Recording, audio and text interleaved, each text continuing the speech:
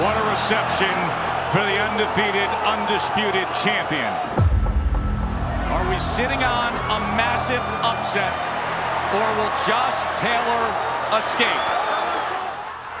As razor thin as it can get to maintain the status of undisputed world champion.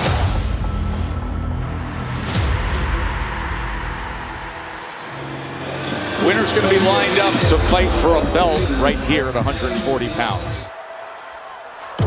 Late rally here by Teofimo Lopez. Who do you see yourself fighting to get that opportunity at a world title next? Listen, I'm all about pleasing the fans. I'm all about giving them what they need, and that's a show.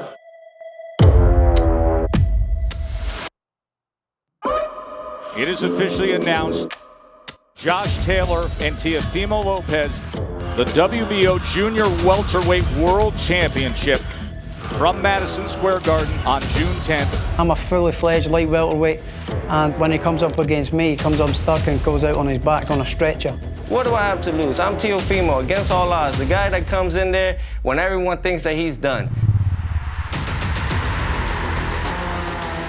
Josh Taylor scores the knockdown. He pinned in Tartan, didn't he? This young man, he understands what he's made of now. This kid's gonna come back with vengeance. This is what we do. This is how we do it. This is why we call ourselves the Takeover. And I'm going to cement him, and I'm going to put this guy into retirement after I've given him that much of a beating.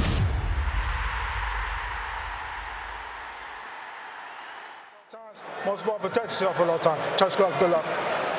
So here we go. After all the talk from Teofimo Sr., the trainer, that we are going to take a world title in our 15th fight, which this is. And then we will take down the great Vasily Lomachenko in fight 16, which would be the prize for the winner here tonight, as Lomachenko is sitting ringside. Can you back it up? Ready? Against the IBF lightweight champion, Richard Commey, Teofimo Lopez, as we are underway from New York.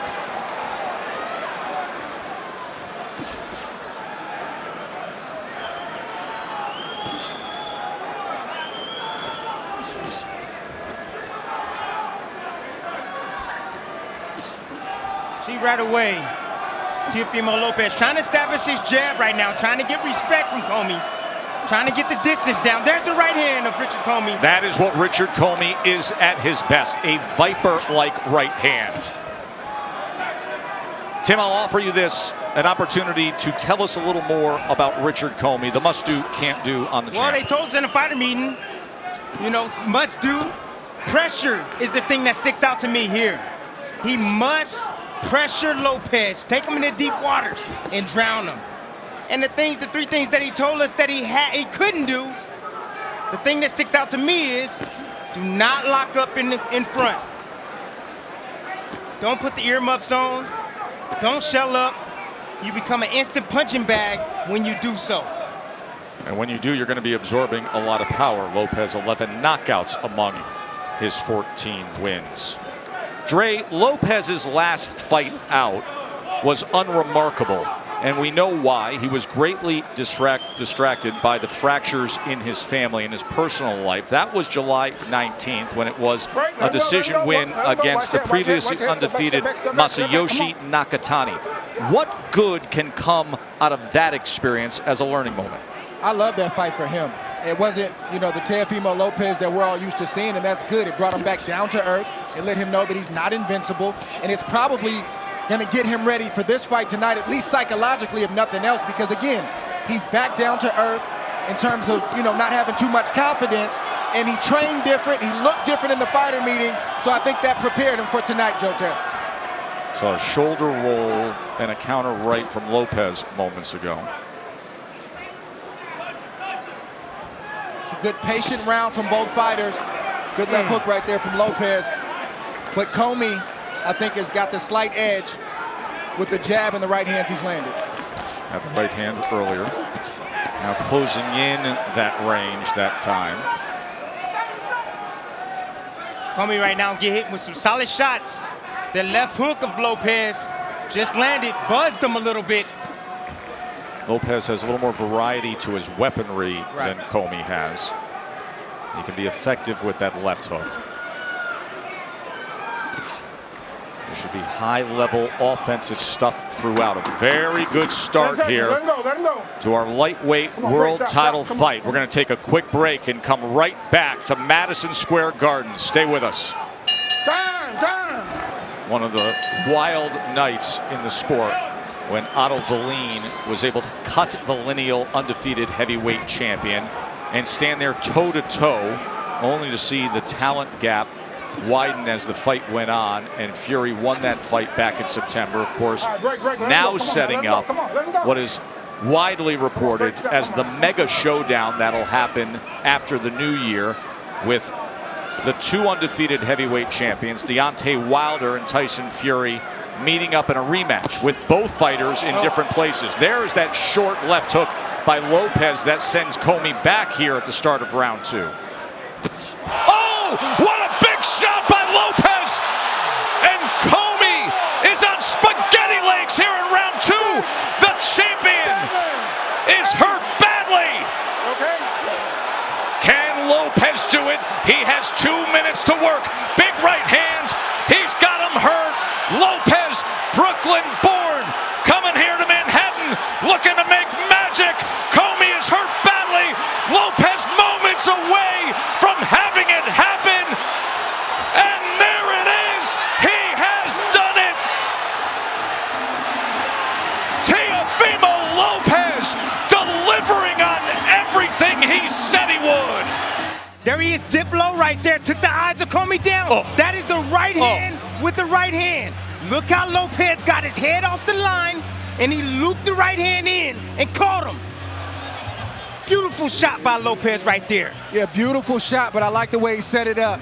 He ducked down, got Commey to look down, and came right over the top. They both exchanged at the same time. Obviously, Lopez's shot got there before Commey's did.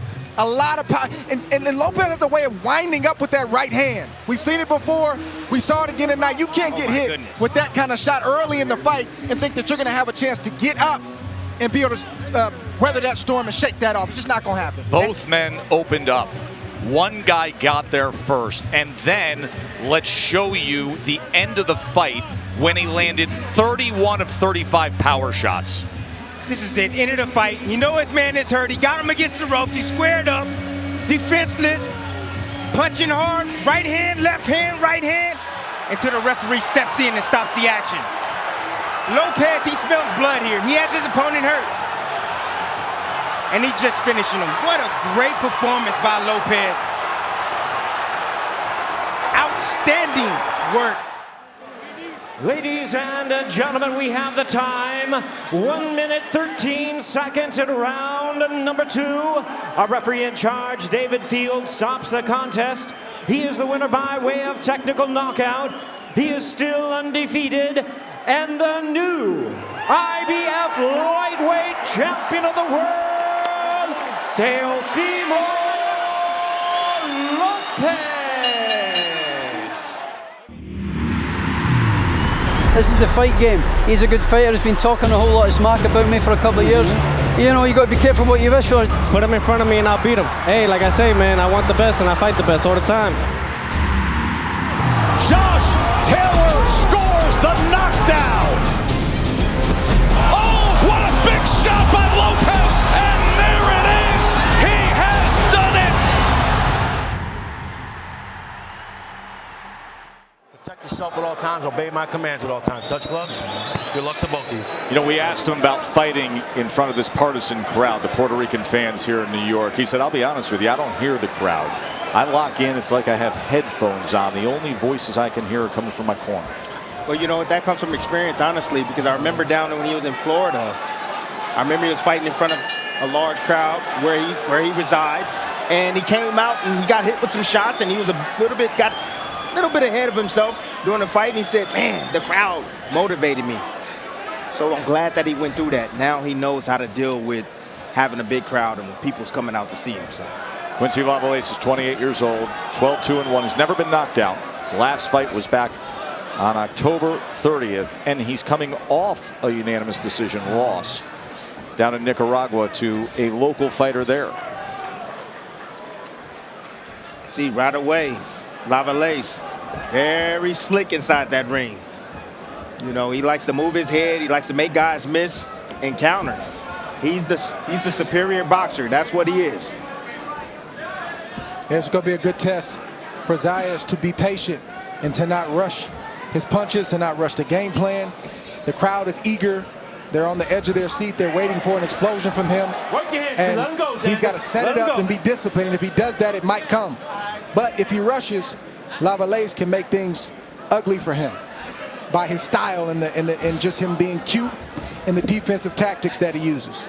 Remember, we saw Lavalace back in the bubble during COVID back in December of 2020 when he won a unanimous decision against Clay Collard. Collard had been the hotshot buzz fighter, right? The former MMA fighter who was fighting often during the pandemic when, you know, so many fight cards were restricted and canceled and postponed, and then all of a sudden there were the bubble guys who were fighting often.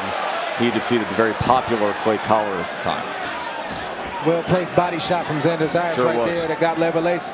He got his attention, drew him back to the ropes, and he's trying to recover right now. I want to see if Xander Zayas recognizes that and goes right back to the body. But the way it was set up, it was beautiful. Xander Zayas, he started with the jab, and he understood that Lavalace was going to shoot his jab, so he got his head off to the line to set up that body shot. Boy, he's showing that angle right there, Dre. Yes, he did. A few minutes before that angle, Lavalace landed a good right body shot as well.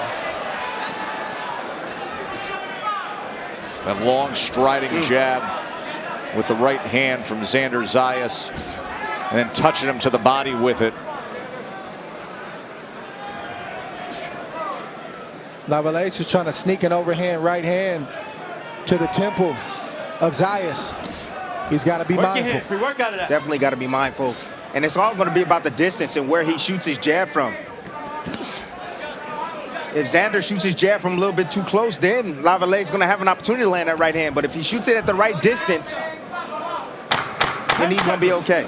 Xander's pulled the trigger on attempting that right uppercut a couple of times as we come to the end of round one, watching the 19-year-old Xander Zayas against Quincy Lavalace. What's going on there? It was a continual communication between Javier Centeno and Orlando Garcia, the stepfather of Xander Zayas. So by the time he got up there, he knew exactly what he had to convey to Xander in terms of what Javier wanted.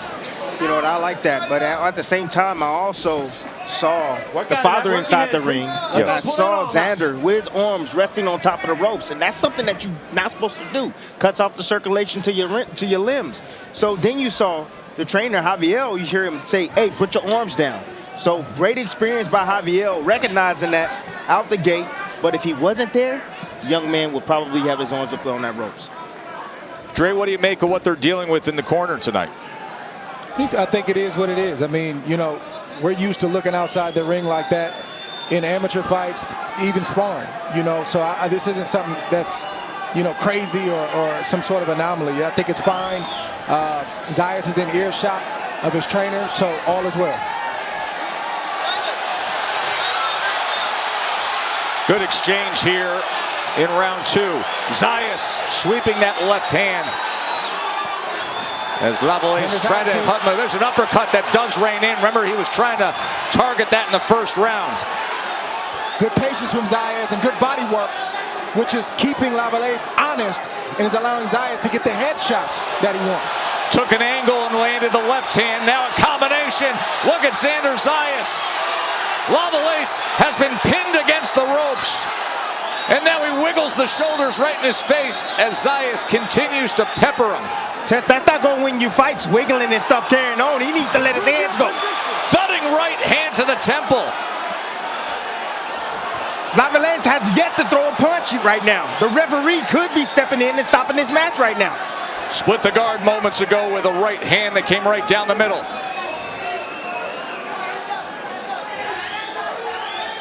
Uppercut reins in. Left hook reins in. Xander Zayas, headshot after headshot. Left hook again. Look at this series as he nearly puts him through the ropes. And Lavalace stands up to it somehow. Tess, I would like to see more body work incorporated. The headshots are landing. Not doing too much of Lavalace. He's taking them well, but if Xander goes down to the body, then he's going to do more damage and weaken weaken Lavallée. There was a big looping right hand that came in moments ago. The punch total for the second round alone by Zayas is going to be off the charts. Here come punches up. Lavallée has never been knocked out.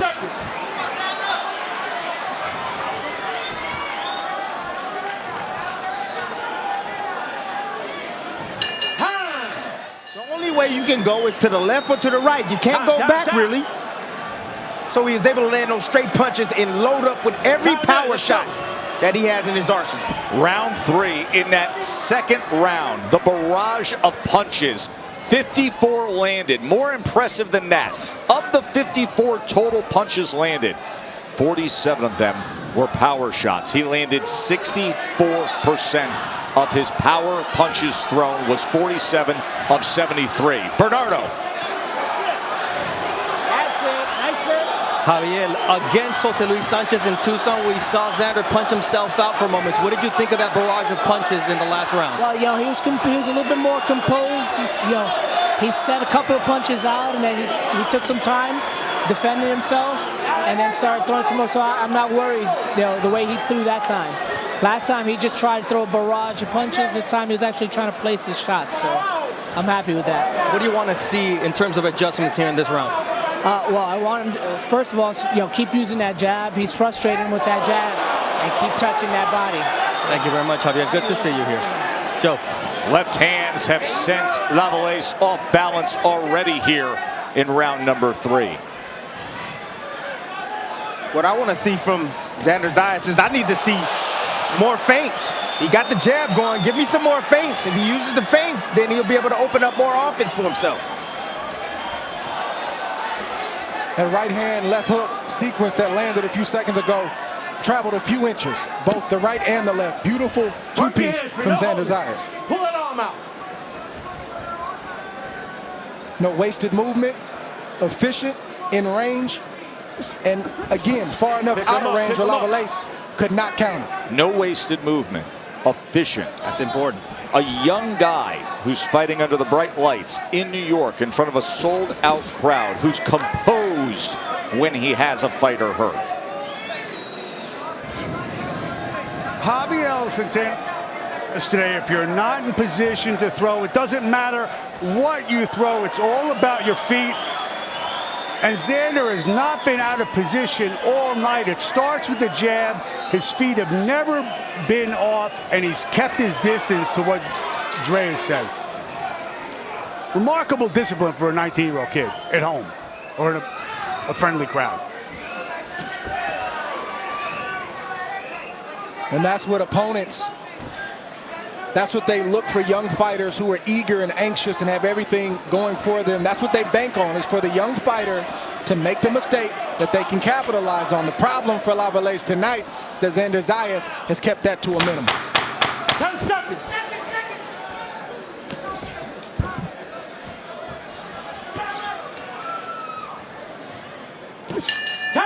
Xander Zayas early on, he has a 90-17 connect advantage. 90-17. It was a dominating second round. It's been a dominating effort the first 3 rounds for the undefeated 19-year-old against Quincy Lavallée. Yeah, Zayas is not going to make any mistakes that Lavallée can take advantage of. Lavallée has to create the opening, and that means he's going to have to take some risk. And that doesn't look like it's his temperament. He likes to lay back and counter. But if he's going to put himself in a position to try to land a shot, he's got to try to open up. He may get hit, but he's got to fight fire with fire in hopes that that will create an opening for him to take advantage of.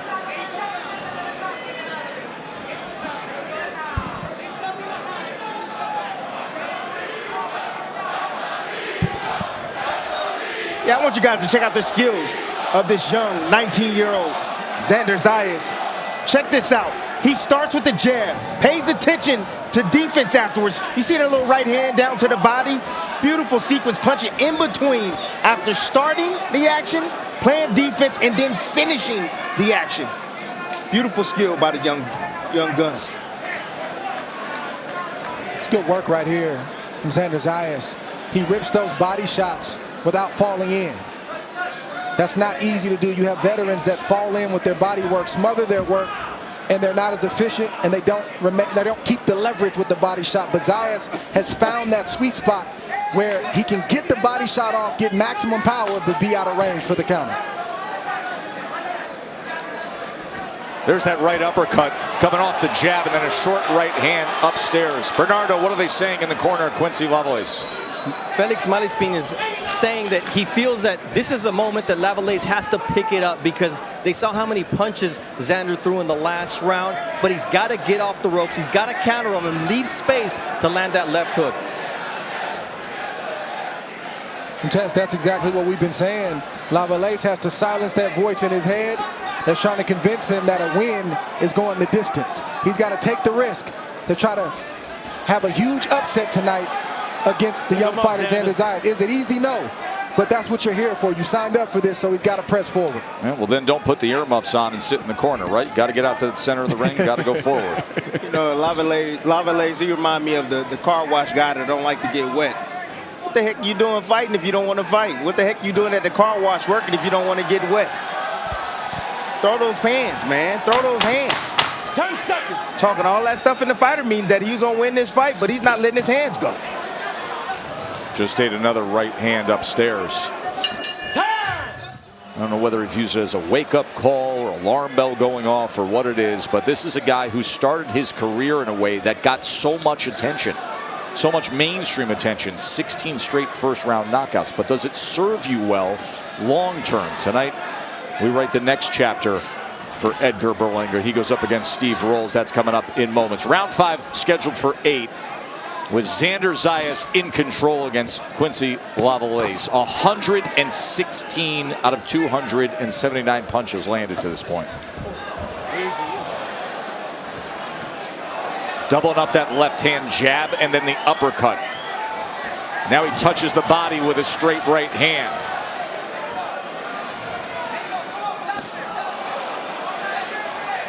Test, those shots are placed. They really are. Hard. They're placed. Yep, that left hand right under the right elbow especially, just taking that slight little dip to the left. Slight little dip to the left, and I like the fact that he's hitting high and then going down low, bringing those hands up, creating that opening.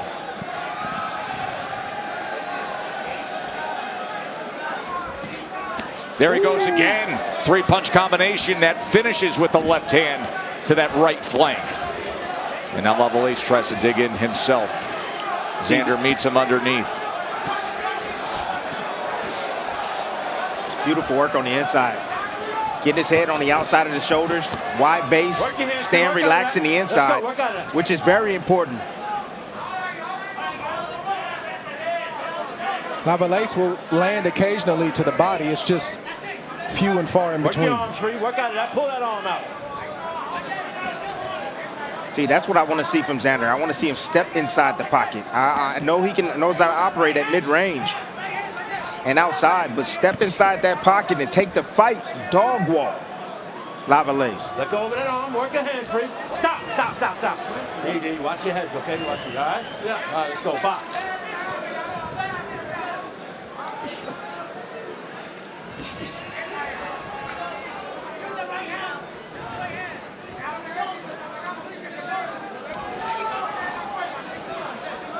See Xander taking a walk around the park, getting a breather, and showing Lavallée a different look, allowing him to come forward,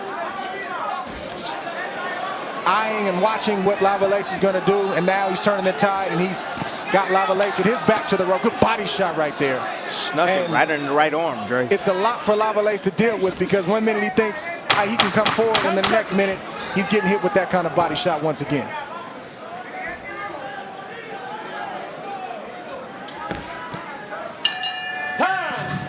Landing it right on the flank. Beautiful shots right there by Xander Zayas.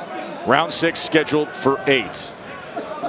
The young rising star, Xander Zayas. He has dominated from the start against Quincy Lavallée, veteran 28-year-old who has never been knocked down.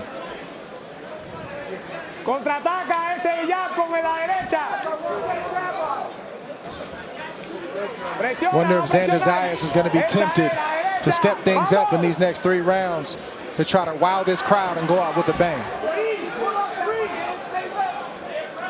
Lavalace is very slippery inside the ring. I know that was a good right hand. Ooh. Good right hand, then wraps around the left hand, places another headshot. How Lavalace has been standing up to some of these shots is unbelievable as Zayas is hitting flush. He's tough and he's crafty. Another right hand reigns in. You said it right, Drake. Crafty. He knows how to hide inside the ring.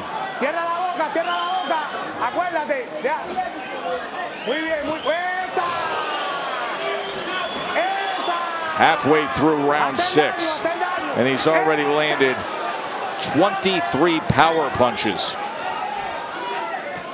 Short right hand with a little bit of separation.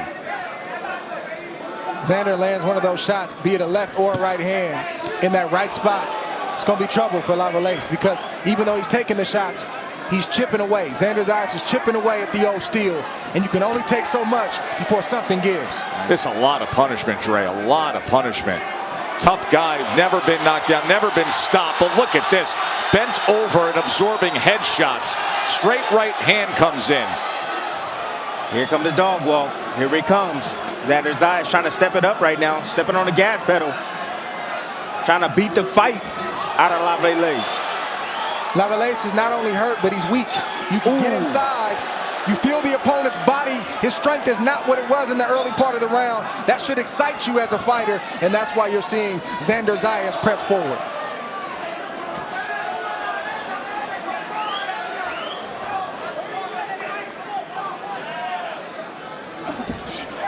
I just truly admire the punch selection by Xander Zayas. You know, changing up the cadence, the speed of the punches, and going to the head and also to the body. Not staying with the same combination over and over and over.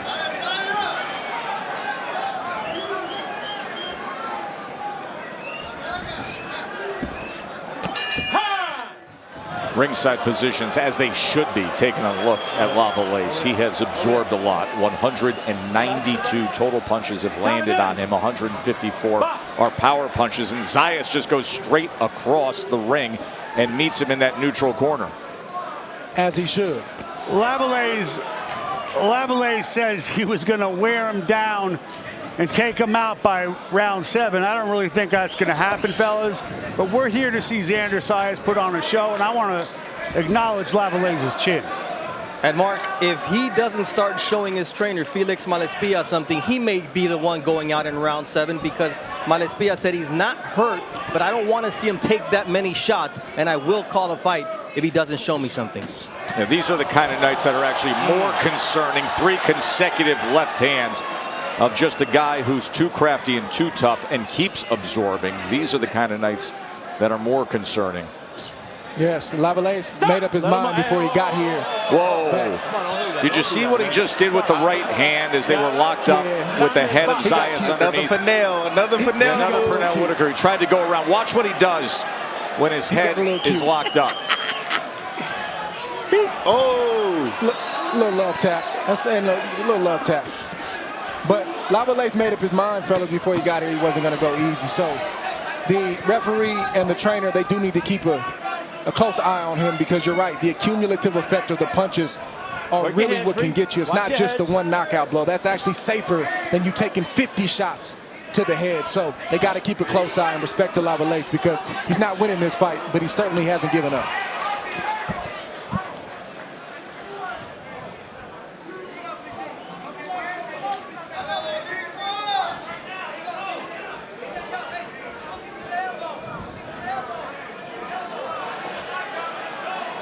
Hey, this is the longest that Xander Zayas has ever done it, but been in his career so far. And he still looks pretty fresh to me. Now he's using angles. And there's an angle as he went off to the left and came back with the right hand.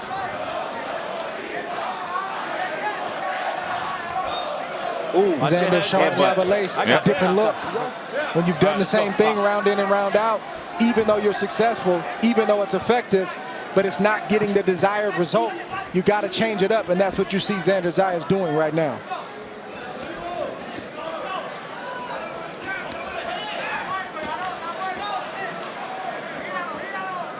Work your hands free. No holding. Pull that arm out.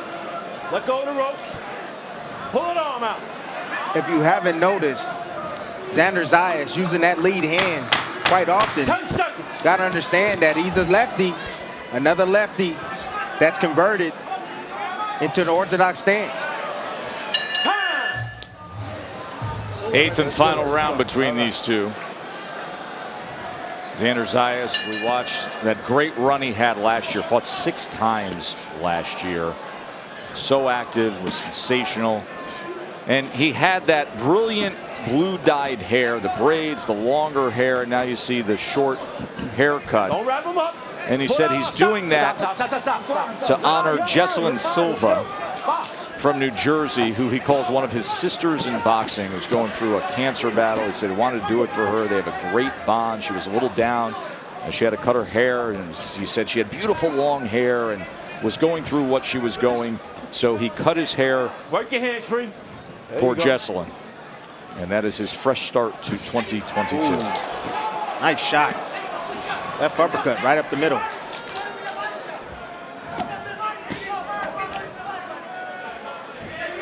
What Lavallee should have been doing throughout this whole fight. Being willing to get hit, but trying to counter and making the young fighter Zayas pay every time he hits him. But the firepower is often more than what it looks like from the outside, and it was too much for Lavallee to take that kind of risk early and midway through this fight. Right uppercut was able to split the guard from Zayas. Now on the inside, Lavallee trying to find his own. And Lavallee is not a bad fighter. He can fight. He's just being outclassed, outmanned, and outskilled by Xander Zayas tonight. That was right on the belt. Just put it this way, Lavallee, if he's giving us this much effort in this last round, he could have done that 3-4 rounds ago. You know, he had to make up his mind 3 or 4 rounds ago. Getting in the inside, getting in the chest of this young man and pushing him back. He can see the light at the end of the tunnel. Yeah, it's funny how guys make those decisions when it's the final round, isn't it? Look, man, we don't all have equal opportunities. You got to understand that some may get more opportunities than others, but the thing is it doesn't matter how many. It's about when you do have the opportunity, what are you going to do?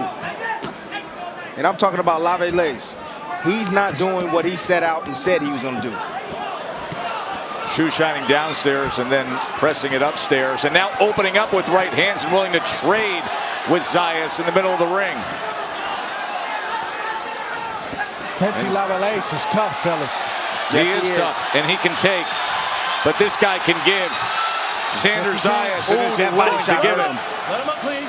Box. That body shot hurt him right there. It was right in the solar plex, left hand. 2-punch combination again. Lavallee is tough, but he has taken some punishment tonight. Final punch stats are going to be off the charts for an 8-round effort from Xander Zayas.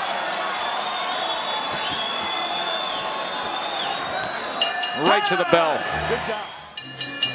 Ladies and gentlemen, after 8 rounds here inside the Hulu Theater at Madison Square Garden, we go to the judges' scorecards for the official decision.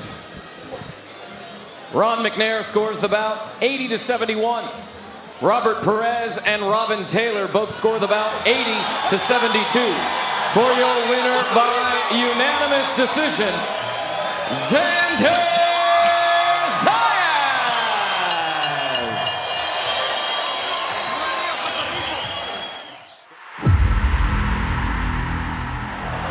What a reception for the undefeated, undisputed champion. Are we sitting on a massive upset, or will Josh Taylor escape? As razor thin as it can get to maintain the status of undisputed world champion.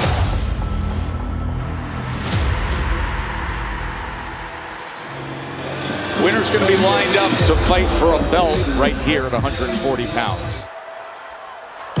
Late rally here by Teofimo Lopez. Who do you see yourself fighting to get that opportunity at a world title next? Listen, I'm all about pleasing the fans. I'm all about giving them what they need, and that's a show.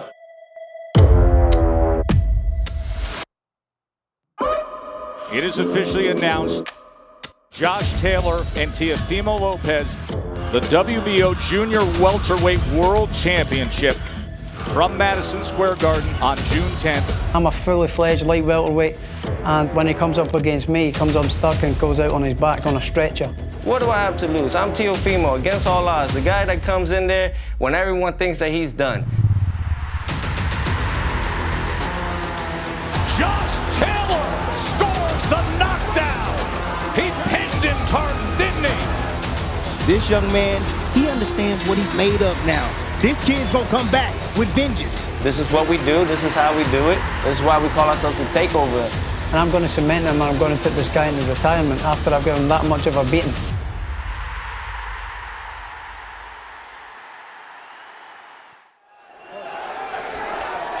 Okay, fellas, trunks are good on both sides. Now, gentlemen, we went over the rules in the dressing room.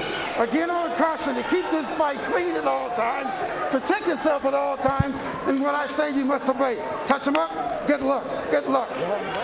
Boxing has long been fueled by disputes, from who's the best to the mythical pound for pound.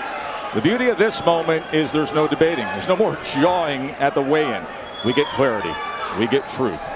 A fiercely proud Mexican-American, a fiercely determined Scottish sensation, both undefeated at this very second, only one to be undisputed within the hour.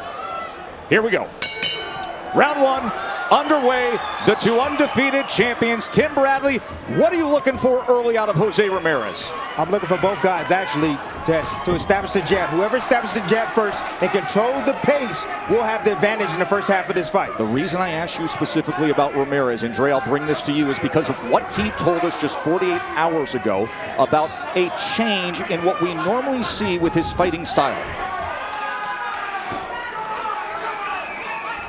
See, Taylor right here is doing what we thought he would do, is try to keep things on the outside, feint, establish his range, and try to see how fast or how slow Ramirez is, how easy he can hit him, and he needs to stay in this range until he establishes himself. Don't get into an inside brawl just yet, because that's Jose Ramirez's repertoire. That's what he loves to do, and that's his strong point. It undoubtedly is. He talked about being a little more judicious, a little more refined and economical. See, right there, that's what Taylor needs to do. He needs to step around right there with his jab. Get his foot outside the lead foot of Jose's.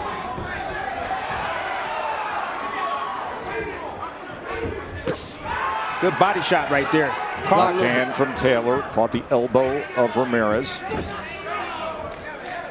If you're Ramirez, don't be picky.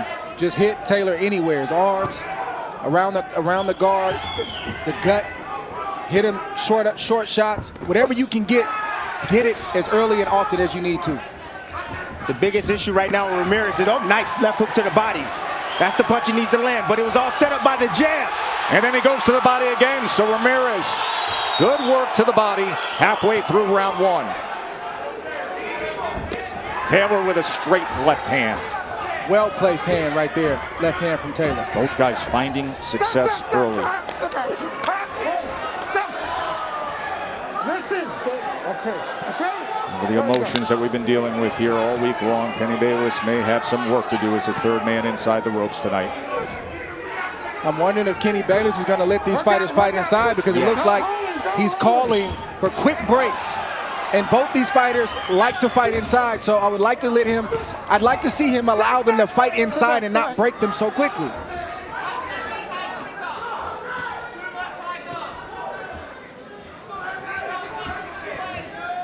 Taylor right now sticking out that lead hand, doing a little probe. What he's looking for is the backhand. He's trying to get Ramirez to commit with a shot. Nice body shot right there from Taylor. After the right hand came in from Ramirez, he wants to draw him in. Another fascinating subplot to this undisputed championship fight, and that the men in the corner. Josh Taylor with a change to his team 2 fights ago. He has 28-year-old Ben Davison, who we saw a couple years ago with Tyson Fury. CompuBox tallied Taylor as having a 10-3 connect advantage in round one. Tessa was all set up by the movement and just controlling distance outside. You see the little probing jab right there? What that doing is manipulating the guard, trying to get those hands away from the face of Ramirez, so that way he can land the backhand.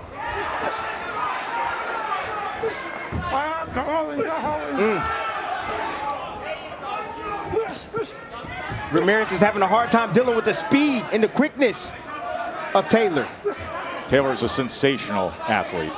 That's good footwork, great hand speed. Ramirez can't get used to catching those shots because whether they're landing clean or not, it looks like they're landing depending on where the judges are, and it could be piling up points for Taylor. He has to punch with the faster guy so he can land his shot just like that inside of Taylor's shots. Nice cutoff right there for Ramirez, and good exit from Taylor, getting out of that corner. He went out to the right. Ramirez tried the long-range right hand. There's the feint. See if he can draw him in. There's a left hand to the body, took the angle to the right. And you can see Jose Ramirez complaining to Kenny Bayless as he was looking for the break. Not enough punching from Ramirez right now. He needs to get on that jab and get on that jab heavy. Lead left hands from Taylor. Now working on the inside, trying to work out of that situation.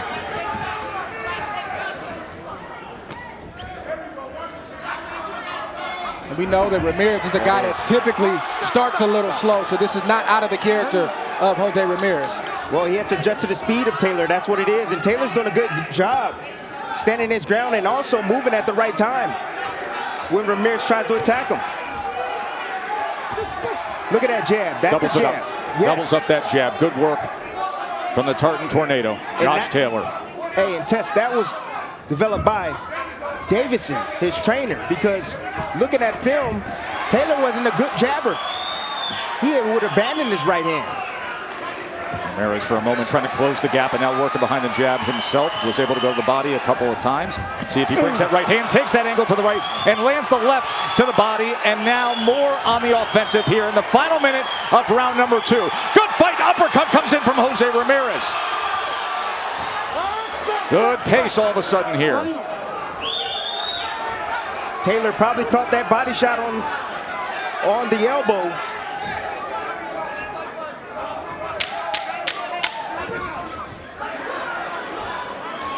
Work out.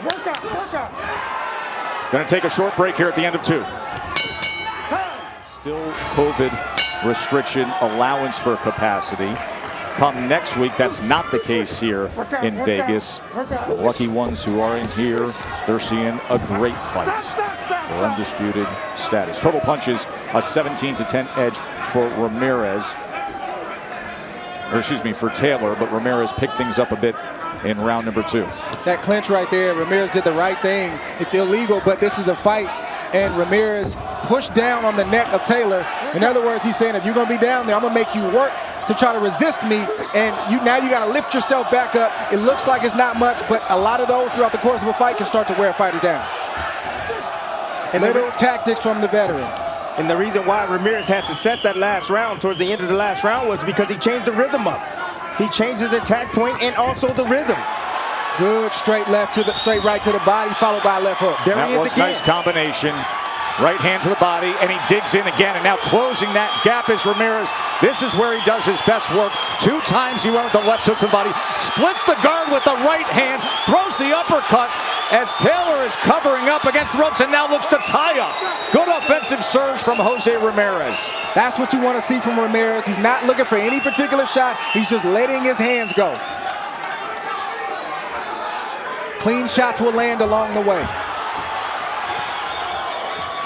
It's a far better round for Ramirez after a good start from Taylor. And Taylor usually answers right away. If he's not answering like he wasn't along those ropes, that means something hurt him. A body shot or a head shot. And now Taylor having some effective work on the inside. Just missed with that southpaw right hook. Nice uppercut right there from Taylor. That's the shot. That's the money shot. Ooh, and Good straight left from Taylor. This is high-level stuff here in round 3. And then you see him close the gap really quick, so that way he doesn't allow Ramirez to throw any punches. And then tie up here. Another tactic that I see that he learned from Ben Davison. Ramirez able to parry that right hook moments ago. Now he steps forward. Right to the inside. Working behind jab. Oh, good right hand to the body. And he goes again. Digs with the right hand to the body again. This is what it's supposed to look like at this level. This level of intensity, this level of purpose. Undefeated guys in their prime. Not just the offense of Ramirez, but it's the body. He can't, Taylor's used to bodying guys that he faces. He can't body Ramirez. Ramirez is pushing him back. That's also wearing Taylor down little by little. Ramirez coming straight at Taylor. 2-punch combination, lunging from distance, went with the right uppercut, and now on the attack. Look at this assault from Jose Ramirez. This is a great round. Good stuff here in Vegas. Jose Ramirez had a 25-11 connect advantage. He threw 30 more punches than Taylor. 21 of his 25 connects were power shots. Round number 4. And the chant of Jose starts up in Vegas. There are the punches last round. 25 total punches, 21 power connects.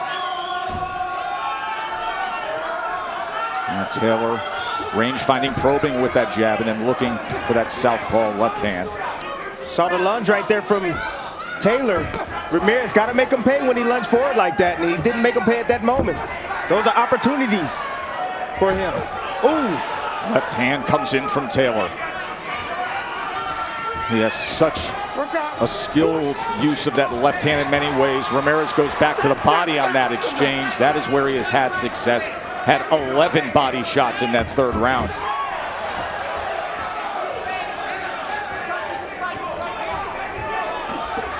Closes the gap again and finds success. And Taylor able to wrap up, and just a little bit of room for Ramirez to let loose again. It's the body work, fellas. It's not the head shots, it's the body shots. There's a straight right hand. That's what's slowing Taylor down, and he doesn't know how to defend against the body work. He'll cover up, he's tough, he'll fight back, but he doesn't really know how to angle and get out of the way of body shots. And another mistake that Taylor's making is that as soon as he breaks, what he does, he drops his hands down by the waist, and that allows Ramirez to follow him out with combinations and cover more ground and get inside. Watch your head, fellas. Fellas, watch your head.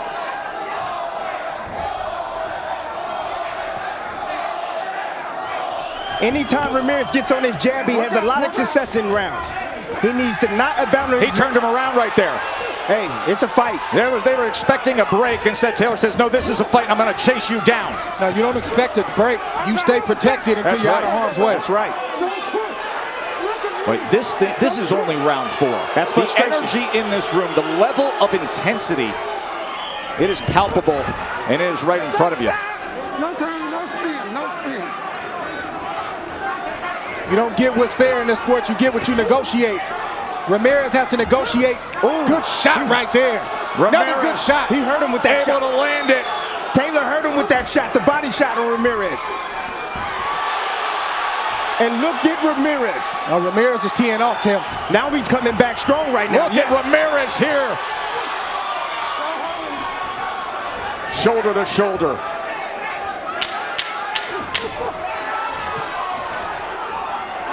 Taylor trying to dig in for something here. Final moments, a round 4 separation, and a left hand comes.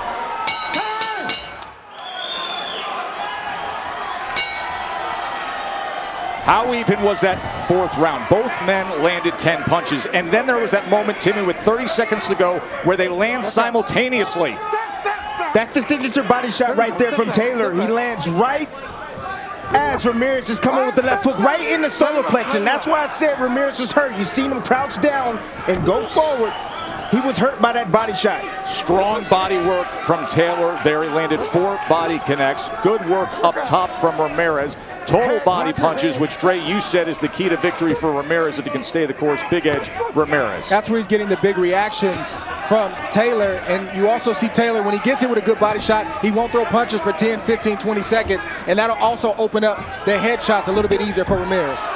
First round, no doubt, Taylor. Since then, Dre has the last 3 rounds to Ramirez.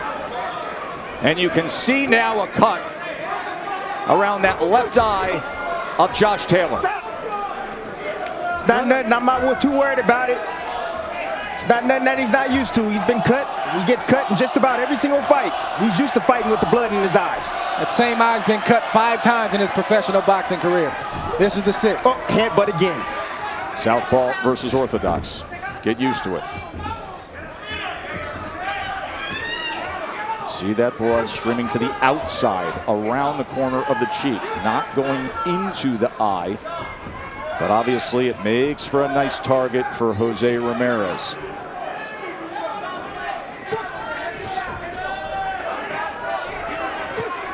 Oh, nice body shot right there. I love the patience of Ramirez right now. He's not just rushing in and just giving Taylor free shots. Exactly what he said he would do. He stressed patience. He said, I'm not going to be as predictable as he thinks.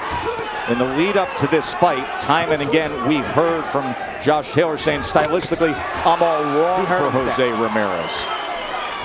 See Josh Taylor holding on right now after getting hit, after landing a good shot, but then getting caught with the left hook. The left hook from Ramirez can be so dangerous, especially at this range. Digging under with right hands to the body is Jose. Separation and a right hook from Taylor.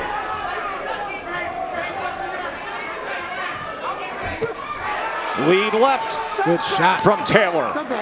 Then nice smother right there. That's how you stop the return. Return fire from your opposition.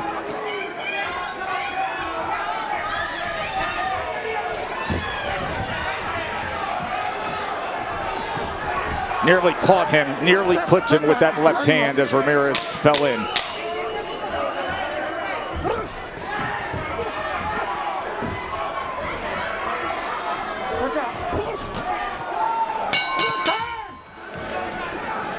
High above the 22 by 22 foot ring here at the Theater at Virgin Hotels, Las Vegas. Oh!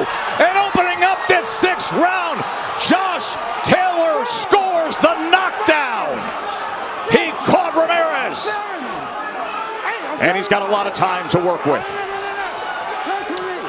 Let's see how Ramirez looks. He's been down 2 times in his career. Josh Taylor. Big moment here, halfway through this undisputed championship fight.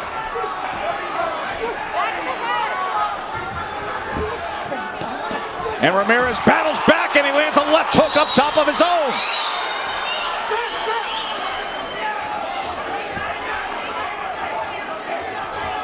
You see Josh Taylor right now, and what is he doing? He's holding his ground. He's picking, he's trying to get Ramirez to overcommit. And then he's going to make him pay right down the middle.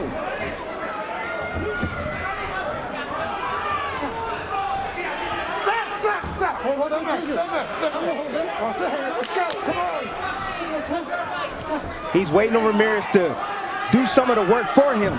Come through that front door. Oh, lead right hand from Ramirez. And he was hurt with that shot right there. It buzzed him, but he's in good shape.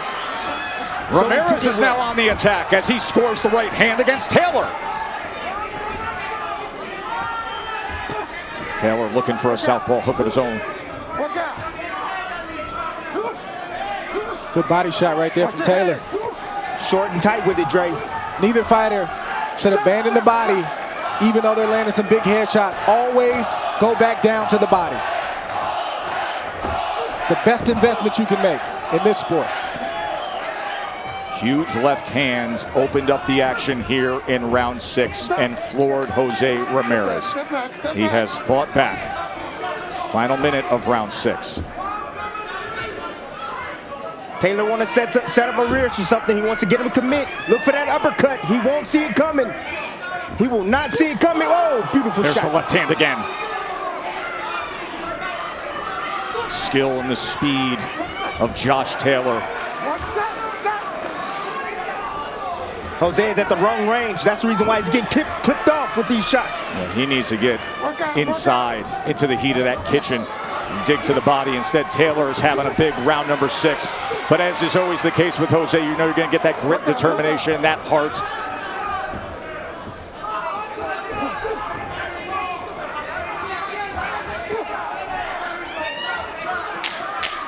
Josh Taylor logging himself a 10-8 round here in round number 6. Big moment. Look at, he's sitting back, he's waiting, he knows he's gonna commit. What did he do? He waited on the right hand, he slipped off to his left, boom, nice counter over the top. We call that a pull counter. Here it is again. Money. Where is Ramirez doing? He's coming forward, so it's double impact. It's a head-on collision, so it makes it even a harder shot. And then Ramirez tried to find his way back into it. You already knew Ramirez was going to come battling back. He's not going to lay down. He's going to fight harder when he gets hurt. Still landed several shots. He got caught a couple times, but this is the kind of fight that this is.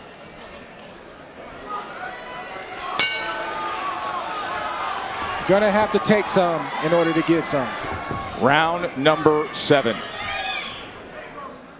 Josh Taylor, a 66-65 connect advantage. The power punches land in the last round, 13-11, but circle the one that counts the most. The left hand, that pull counter left hand, 10 seconds in to that round, and a 10-8 round for Josh Taylor.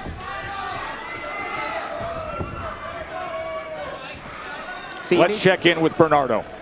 Robert Garcia told me, hey, he got caught with a good shot because Ramirez is quick, but what I told Jose to do is he got to move his waist when he's coming in. He cannot get careless and let Taylor get off first. Anytime that Ramirez sees Josh Taylor posturing, he must be weary. So when you have a guy posturing like that, what you need to do is you need to drop a feint. You need to get him to show you what he's trying to do, so that way you're aware of it. Just don't walk straight in.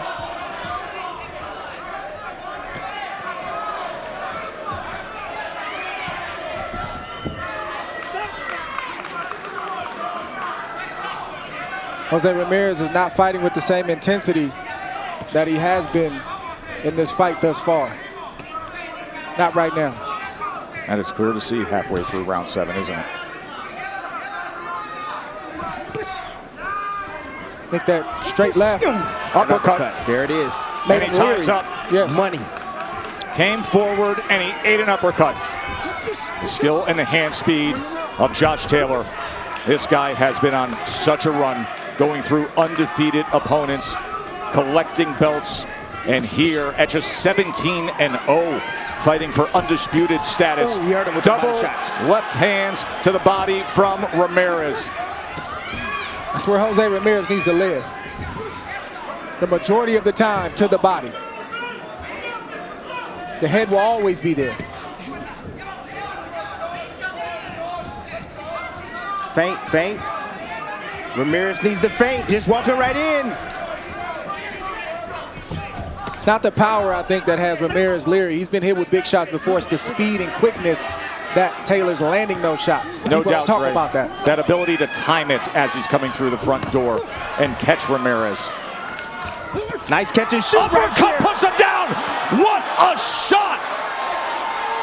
Josh Taylor floors Jose Ramirez. He pinged him, Tartan, didn't he? That uppercut. Ramirez on wobbly legs. Taylor in complete control.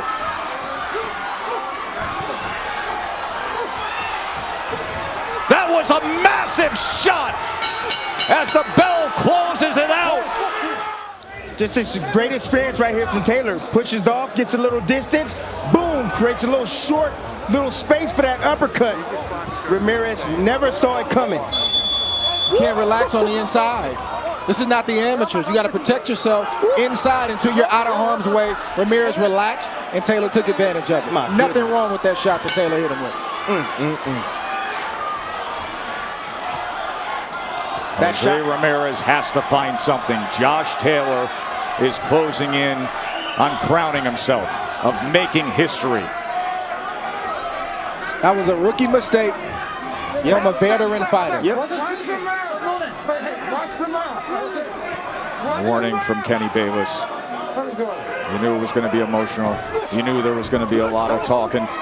But there's been a lot of punching too. And Ramirez has gotten the worst of it. There's no peace treaties on the inside. You make the referee do his job.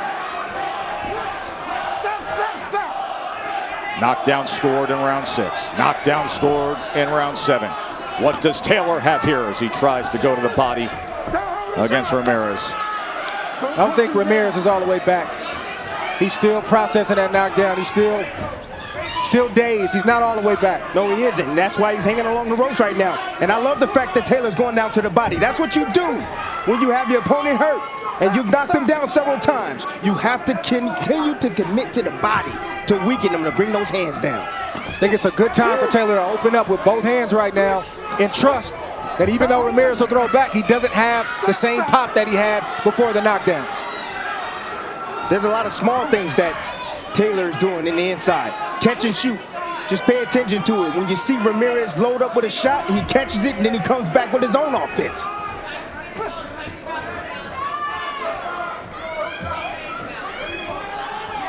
Right now, it's what kind of adjustments that Robert Garcia and Team Ramirez can make right now to turn the tide of this fight.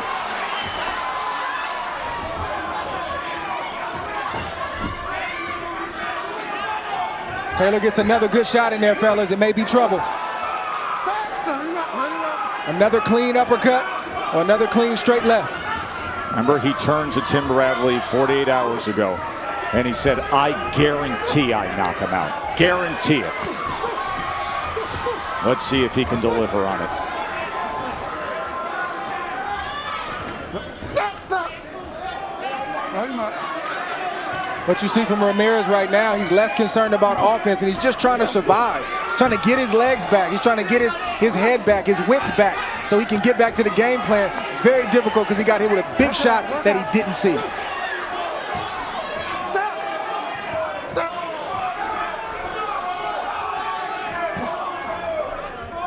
Taylor right now is waiting. He's waiting on the right shot. He's waiting for any low from Ramirez, and also he's waiting to catch a shot. Catch and shoot. Beautiful uppercut, beautiful shot by Josh Taylor.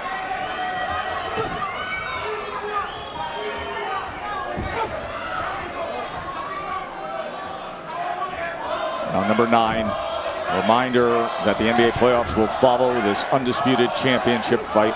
Portland and Denver set to go. Game 1, first round action as soon as Ramirez and Taylor finish up. Fellas, Taylor don't want to just win on decision. He's looking for a knockout. That's the reason why he's being so aggressive. He's forcing the pace on Ramirez. Well, let's hear what Ben Davison, the young ascendant trainer in the corner of Josh Taylor, is saying. Bernardo? He sees Ramirez standing on the outside, trying to lunge, and he sees Josh just staying settled, staying patient, and he says, I told you all along, we can stop him. He has said that all along. He guaranteed the knockout.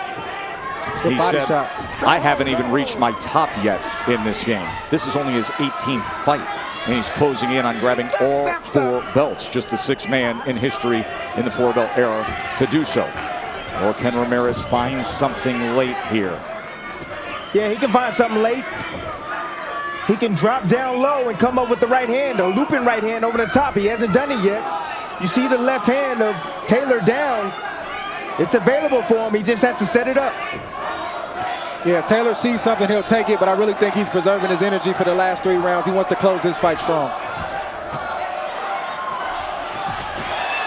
Nice follow out right there from Ramirez.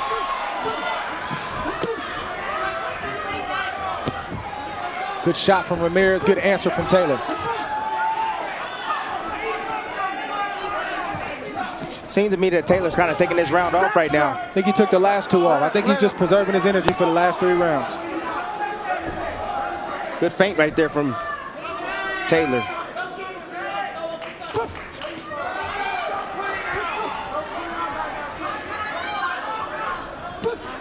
All right, stop. Let him up. Those knockdowns definitely took a lot out of Ramirez. You can see a little lethargic with his punches, slow on the trigger.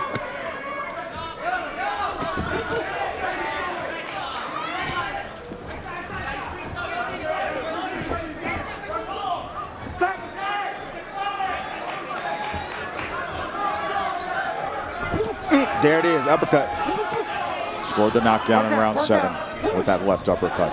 That time Ramirez was able to get his right guard up. And now exchanging in the center of the ring in these final moments of round 9. And you ask yourself, if it gets desperate for Jose Ramirez, what can he pull out deep as he fights right to and nearly through the bell? Well, we've reached that point when you listen in to Robert Garcia with Jose Ramirez of what you're fighting for and what you have to do and the urgency that's needed, saying this is for all of Mexico, this is for your family, this is for who you represent. It is that point in the fight, and it may be that desperate for Jose Ramirez as he has been knocked down twice.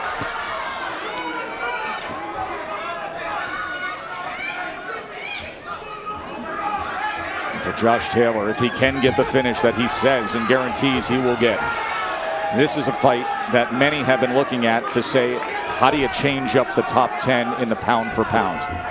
If there is that kind of finish, an undisputed champion who could close it out with a knockout win.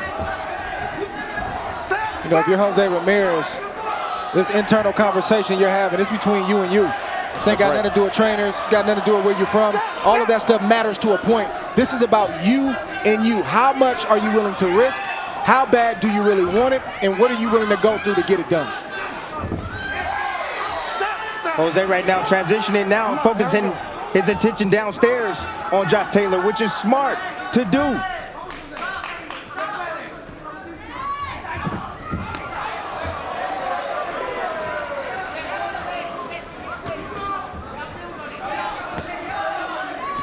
Watching that jab now, doubling it up. Feels like he's in control, and then comes the left hand when he can get it. Tess, he's using all kind of tactics. Beautiful skill work by Josh Taylor. You know, that probe right there, that's guard manipulation right there. You see him, probe, boom. Move the hands out of the way, pop them right in the middle. Looking on the backhand, the back fist, waiting for Ramirez to commit. It felt like his versatility, all the dimensions he brings in would give him this kind of an advantage, saying I can box in the center of the ring, I can be on the back foot, I can fight, I can stand up close to him and fight inside, I can tough it out as well.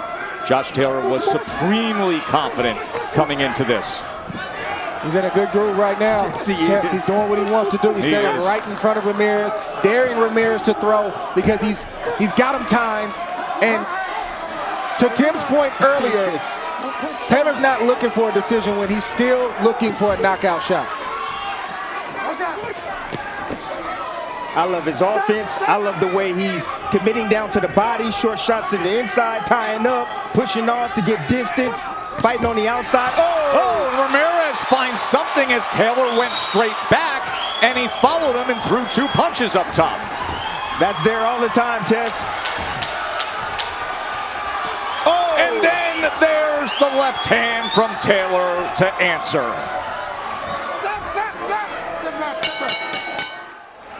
Mom Juanita, Carlos, saw Marisol there. Son Mateo, who's now 5 years old, he's often ringside for his fights. Catalina, and baby made the trip here to Vegas as well. Anytime Ramirez gets on that jab, he has a lot of success. He's been abandoning the last couple of rounds. He's been struggling. He needs to get back on that stick to set up his offense.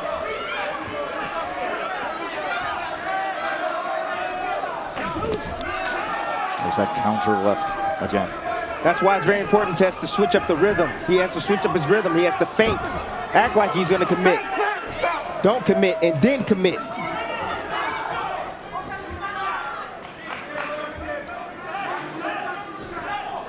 Think about those kind of knockdowns that Ramirez suffered. They're physically draining. They take away your punching power. They have you second guessing mentally. So it's a twofold thing going on, physically and psychologically. And so far, Ramirez has not been able to overcome those knockdowns. Those were not flash knockdowns. Those were devastating knockdowns. And especially the way his head snapped back when he hit the canvas after the uppercut. He couldn't control and support his fall after the impact of that uppercut. And you see the neck get loose and the head snap down as he went to the canvas. Yes, showed a lot of heart to get up and keep fighting.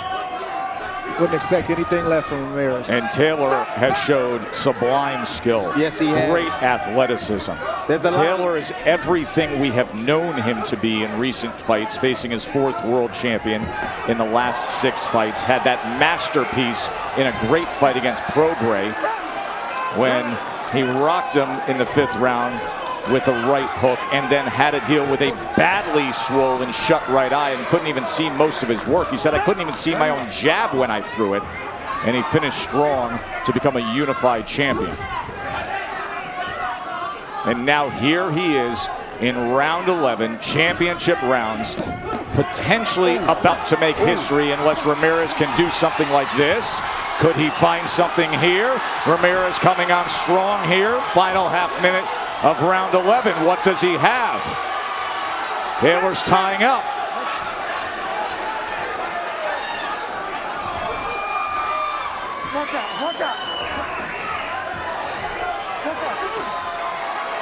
By the way, the NBA playoff game is starting right now on ESPN2. We're finishing up this undisputed title fight right here, and then we will have full post-fight coverage on the ESPN app. A full post-game show, all the interviews, everything you need for Ramirez Taylor deep into the night. Ramirez being told from Garcia, valiant, brave, daring, straight right. He needs something big here. 2 10-8 rounds, knocked down twice. Dre's got Taylor up 106-101. Taylor was told, here's what you do, and if you get in trouble, you tie up. What does Ramirez have? Where does hope lie for him here, Tim? Well, he has to start off his jab. That's what he has to do, and he has to find a way to get in the inside, but not allow Taylor to tie him up. He has to find the proper range. It's right in between mid-range and almost being all the way in. So that way, he can catch Taylor trying to tie up like that. And Dre, you've been in spots like this that Josh Taylor is in. What's the mentality when you know you're closing in on a big victory? Yeah, I'm not a big fan of coasting. I'm a big fan of closing strong. If you've been dominating for the back half of this fight, why not finish it off to leave no doubt? Because coasting, you can get caught with something, or you can lose a round and not know how the scorecards are from earlier in the fight. So I say go out there and be the boss and close the fight strong. Ooh, hurt him with that left hook. Ramirez has to let loose. He has to try to buy the lottery ticket and cash it. And Davison is betting on the boxing skill and ability of Taylor and his chin because he's never been down, amateur or pro. Left hand lands from Taylor. And he's had wonderful moments tonight, saying he put the prep in. He felt so confident. And Taylor's that kind of guy where if you look him in the eye and say, go close this show and let's bring these belts home, he'll go out there and do it, or at least try.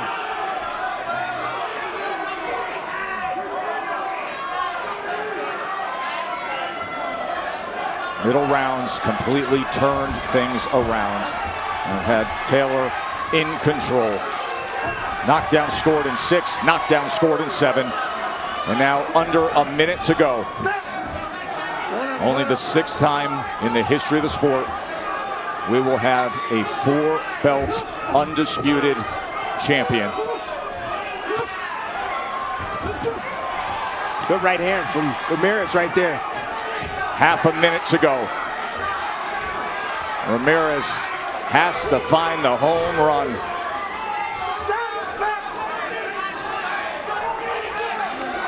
Taylor tying up again, 15 seconds away from history.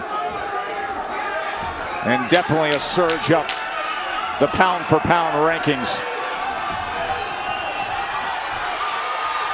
Ramirez, what does he have? Here's the clap, and lets loose right to the bell. Special night for Josh Taylor. Special night for the sport. Ladies and gentlemen, after 12 rounds here inside the Virgin Hotel, Las Vegas, we go to the judges' scorecards for the official decision. Tim Cheatham, Dave Moretti, and Steve Weisfeld all score the bout 114-112 for your winner by unanimous decision. And now, the undisputed junior welterweight champion of the world, Josh the Tartan Tornado Taylor!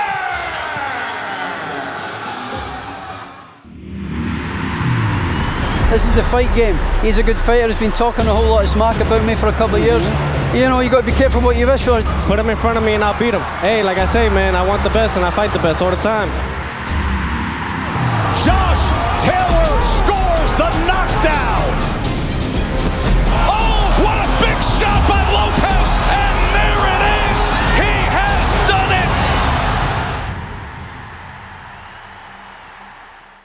it. We went over the rules in the dressing room. I want to remind you, protect yourself at all times. Obey my commands. God bless you both. Touch up.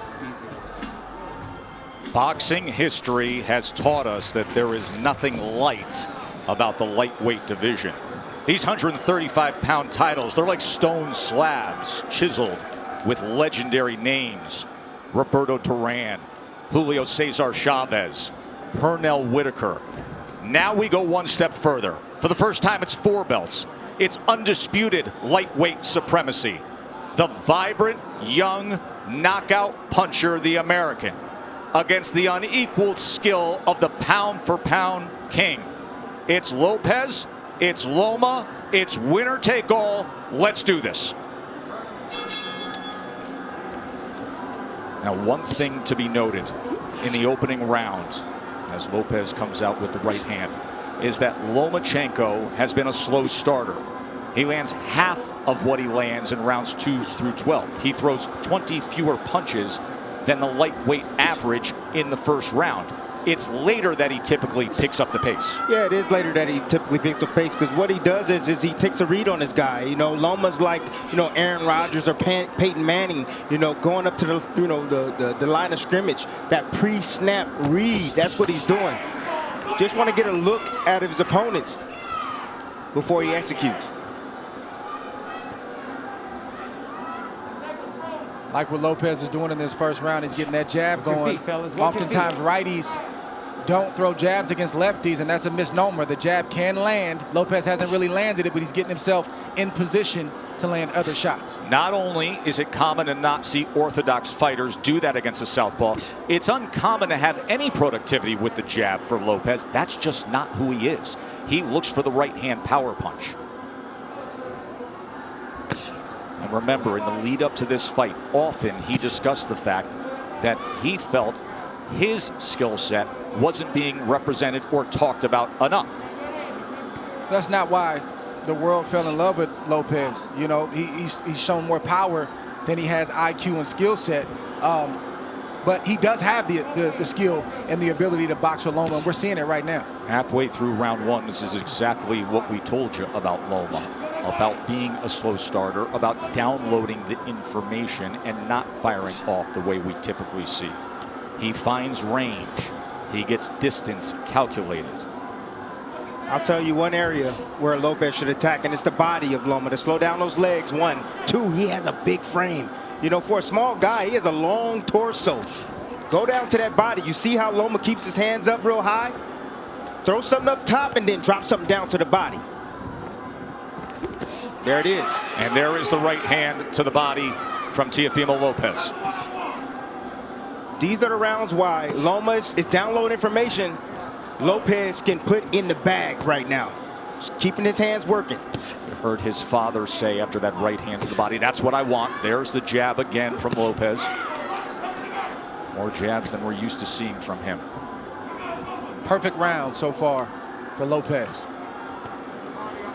So you see all the hand gestures, but you see how Lopez, how calm he is, how relaxed he is. Tried to come across with that right hand to the body again. Remember, there were so many who thought that Teofimo would come out as the brash, young, bold fighter and jump on Loma. Instead, measured, calculated, utilizing the jab, and went to the body with the right hand. Well done by Teofimo Lopez. Remember, he has called out Loma for as long as we can all remember, dubbing this ascension the Takeover. That's the most essential thing that Lopez is doing right now, is just sticking the jab out. He's not landing it, but he's occupying Loma. He's not allowing Loma to get comfortable or to be able to gauge his range. And in the meantime, he's flicking jabs out, and he's landing that straight right to the body. That's a beautiful shot right there, and he got his foot outside the lead foot of Loma to land that right hand to the body. But what I like about what Lopez is doing is he is shooting the jab, but he's staying inside to land his jab. We don't talk about this often, but if you move to your right, you're able to find the angle with your jab a lot easier than moving left. Goes to the body again, and then a right hand comes in from Teofimo Lopez. Yeah, you see that power, and you see Loma respecting that power. He felt it already. So the body work continued, and then all of a sudden Lopez goes up top with a right hand. We already started to see redness on a rib cage on the left side of Loma. Yes. He's going to touch to the body. Good work so far. 6 body connects for Teofimo Lopez early on here. It's going to take about 4 rounds for Loma to get acclimated. He's been out of the ring for about a year, 14 months or so. Longest career layoff. His last fight was in London. We were there ringside when he had a unanimous decision against Luke Campbell, a tall fighter, another guy who's more the naturally bigger man, and there were moments of success that night in London from Luke Campbell. Yes, it was, and that's what I saw.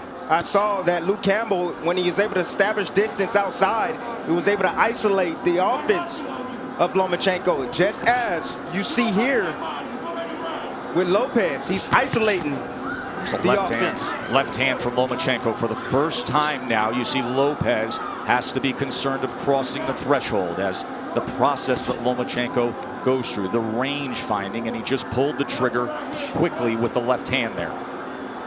And they got Lopez's attention. So Lopez had the right hand early in round 2, and now Lomachenko with a timed left hand moments ago.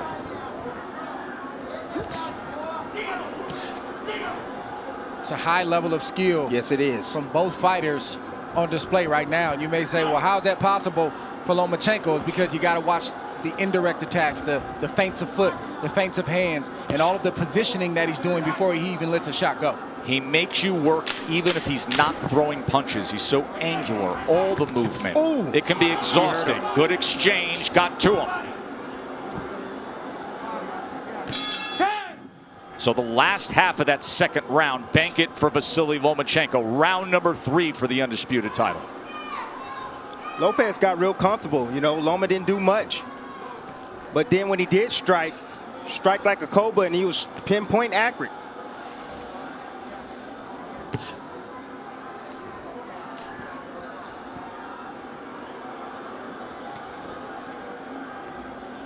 You brought up how exhausting it can be with the non-punching activity.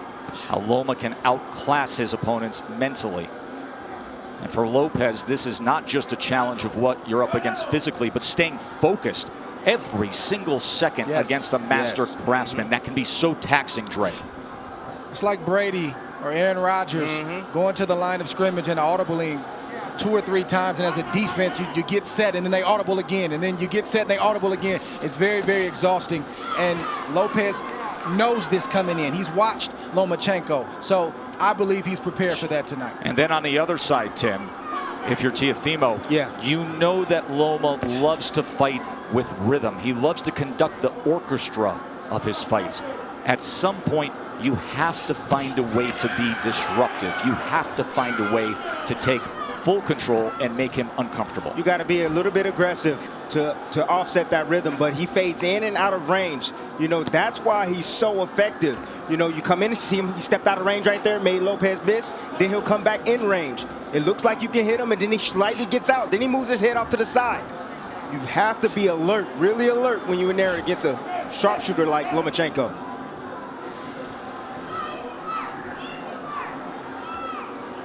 Ramirez dipping, changing levels. See, what Loma's doing is he's trying to test the young guy. He's trying to see what he knows. He's changing levels, dropping his head down low, trying to see if he can get a response. And if he sees the right response, then he'll attack. He'll come up shooting with shots. Loma found himself in the pocket for a moment there, and Teofimo threw the two-punch combination.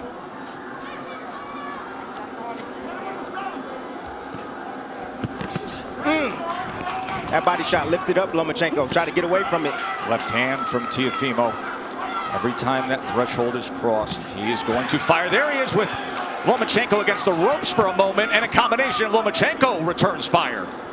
See, Lopez got to be a little bit more disciplined. If he's going to do the shoulder roll, he got to be a little bit more disciplined with that. It's not time for that, Timmy. It's not time for that. It's the third round. It's not time for the shoulder roll. The shoulder roll comes when you're comfortable and you've taken charge of this fight. And right now, Lopez is not completely in control of this fight. Well, he's in control of this round right now. Took the first, Lomachenko's effort in the second, and then a good-looking round here in round number 3 for the hopeful undefeated American. Round 4. In that third round, Teofimo Lopez has landed 11 of 42 punches thrown. Lomachenko had 2 of 11.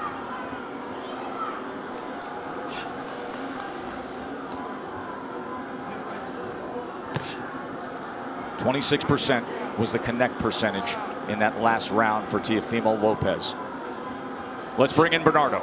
Teofimo Sr. said, I told you we could get him. I think he hurt him in that last round, and he landed a really good 7. I said, what's the 7? That overhand looping right.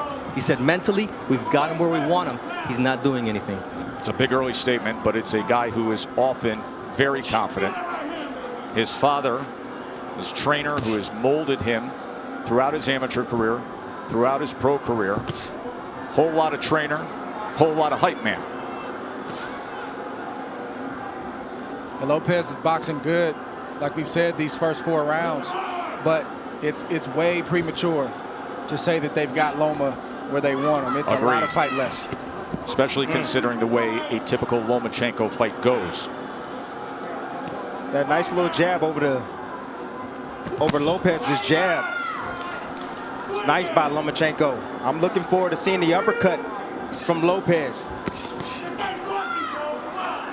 But I like the pace that Lopez is fighting at. He's not wasting anything. He doesn't seem to be over anxious, and he's not throwing a lot of punches. He's only throwing what he needs to throw. So he should have plenty left in the tank as this fight progresses on. It's going to be about concentration, Dre. He's going to have to concentrate every second, and every minute of this round. Yes, both fighters. Yes. Neither fighter can fall asleep for 1 second.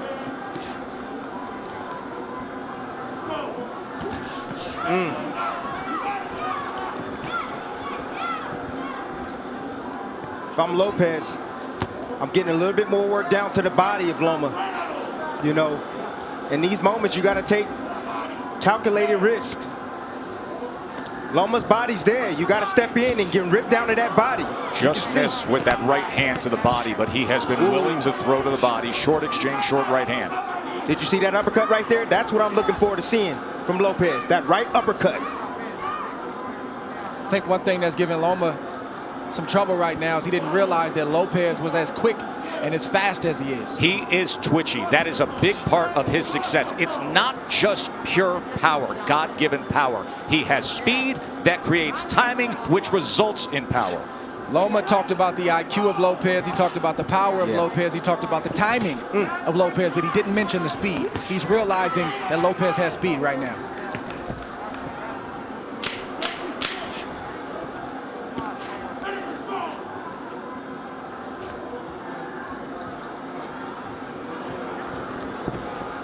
End of 4, and things are real interesting.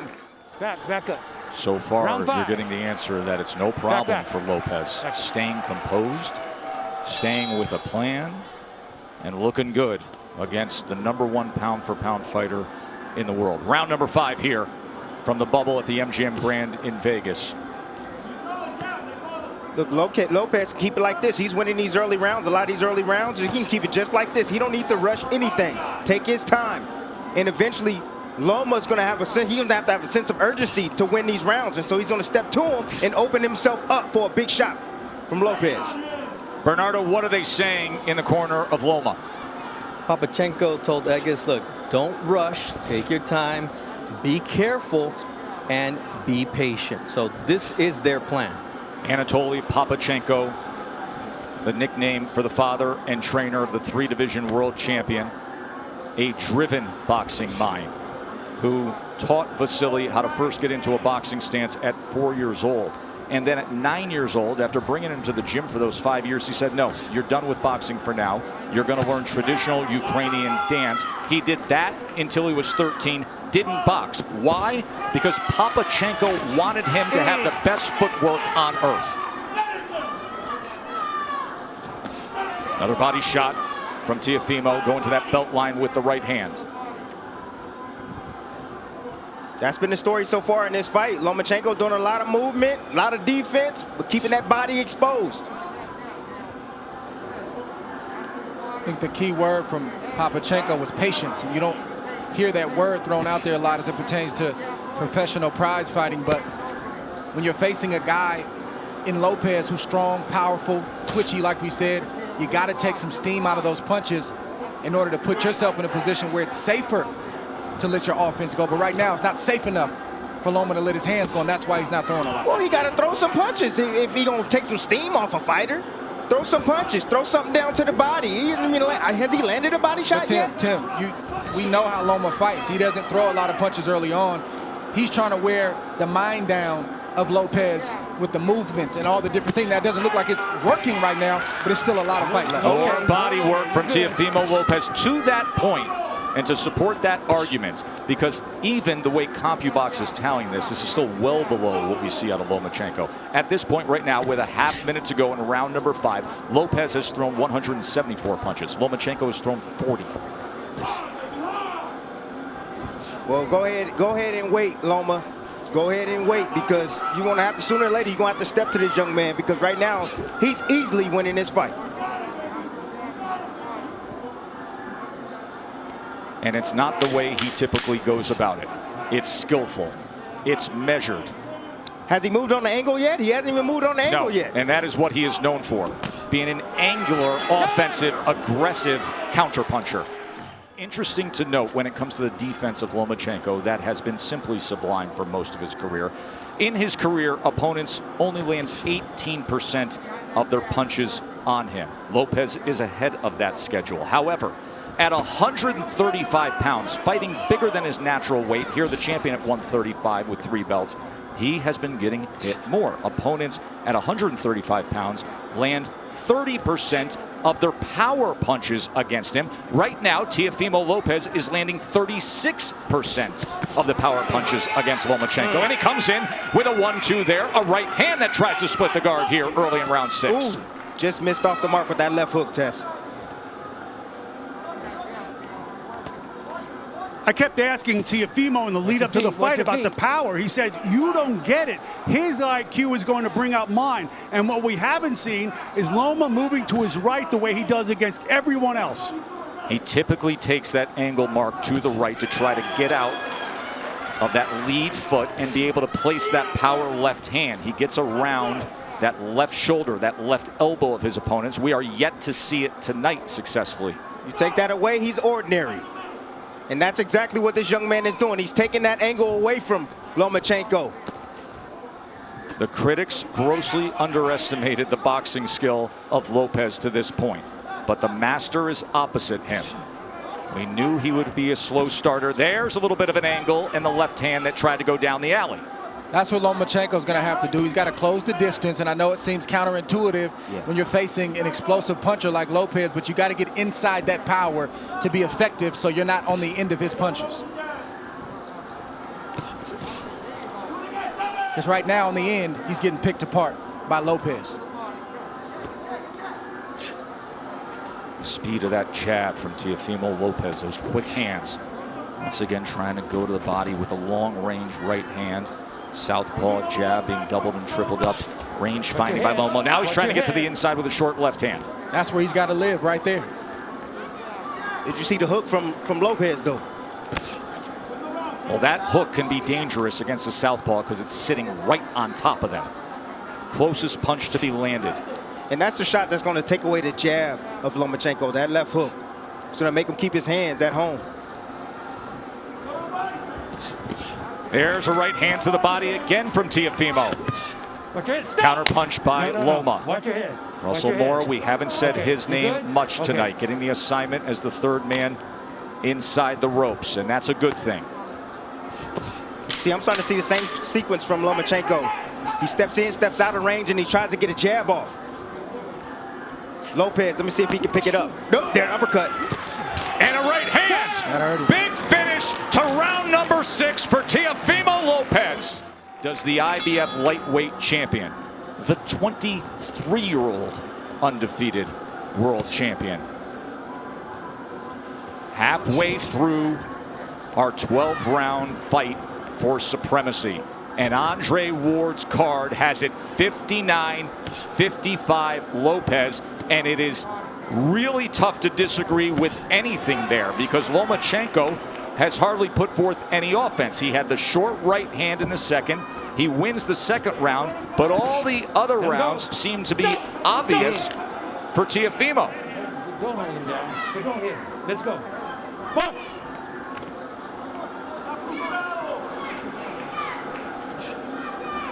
Mo Sr. told me, look, this guy can take a shot, but what I'm seeing here is that we're going to run him down, but he has to be patient. Just wait for the moment, but we're going to run him into a shot. You can see some redness and just a little bit of swelling around the face of Lomachenko. Look at that focus on Teofimo Lopez.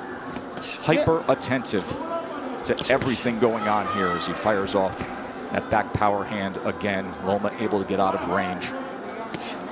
Lopez can fight at this pace all night long. You want to tire out the young man? I don't think so. Right hand got around the guard there. There's a right hand to the body from Teofimo.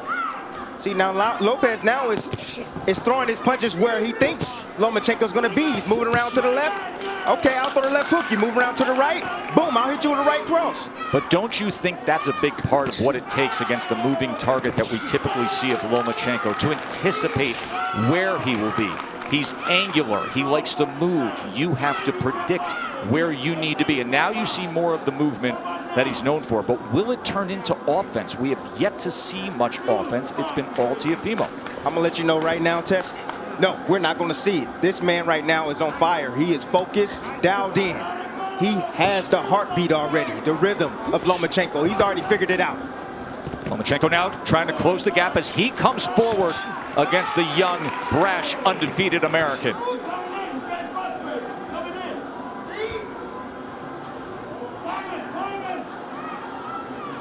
Look at Loma trying to be more on the front end now. And a little rough stuff on the inside as Russell Mora is going to say you got to protect yourself, Teofimo. He's allowed to punch on the inside. Nothing wrong with that shot that Loma just landed. You got a free hand, you can use it. That's right. Says the guy who often did to have pound-for-pound status, Andre Ward, with short body shots on the inside. Anything it took from our partner. Just missing with a right hand, coming to the end of round 7. Different disposition in the back half of that round from Lomachenko. Fascinating fight, isn't it? And you heard it say it's a blowout. There is supreme confidence in the corner of Lopez. There always is. They're just doing it in a different way. More offense we saw out of Lomachenko in that last round. He landed 4 power shots in that last round. But overall in the fight, he's only landed 11 overall. Lopez has landed 38.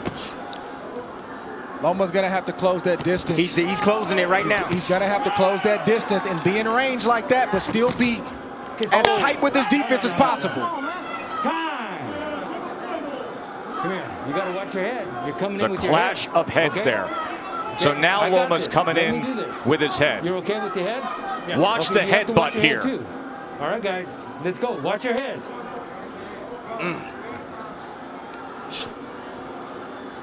I mean, Teofimo has to understand. It may have been clean for the first half of the fight, but with it all on the line, this will turn into a fight. He's not just going to give the belts away. Now you see Loma pressing on the gas a little bit. Yep. He's fighting with more urgency because he knows he's behind and he knows he only has so many rounds to try to make up the ground. Right hand by Lopez. And if you're Lopez, you got to stand your ground and not let Loma take any more ground. Nice step around right there from Lopez. I said anytime Loma try to get on angles, step around with him. And you see it again. He steps with him. Split the guard with a right hand. Oh, and there's a left hand from Lomachenko. And now he comes into the pocket and they're exchanging.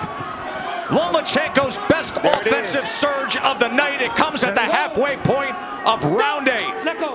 Let go. Things have changed, and now he's stepping to Teofimo. He's got to close the distance. Teofimo willing to trade. He throws a right hand of his own.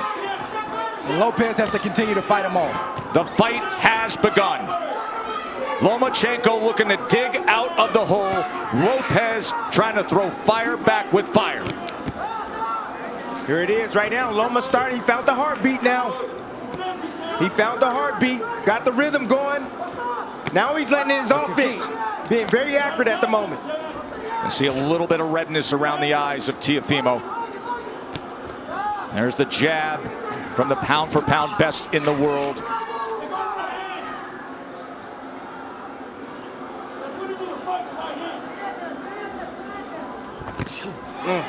Right hand behind the jab. Lomachenko back out on the outside.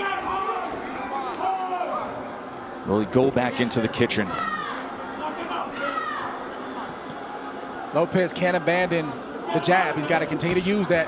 That's what's gotten him up on the scorecards and has him in control of this fight right now. Straight right hand moments ago. Looking for that right uppercut again. Remember, he had success a couple rounds ago with it.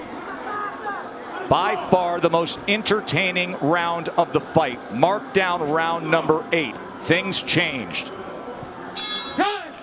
He was 19 of 38 in that 8 rounds. He was 10 of 20 in power punches. Let's see if he stays a little aggressive here. Round number 9, winner take all 4 belts. And Lopez comes out with a hook. If you're Loma, you got to continue to use your jab just like that. Sometimes you'll land it, sometimes you won't. But it'll get you in range. Stay tight and let your hands go. Get out of range and then reset and do it again. You can't lay on the outside like that, Joe. Lopez having banked all the early rounds. But now it is on the line.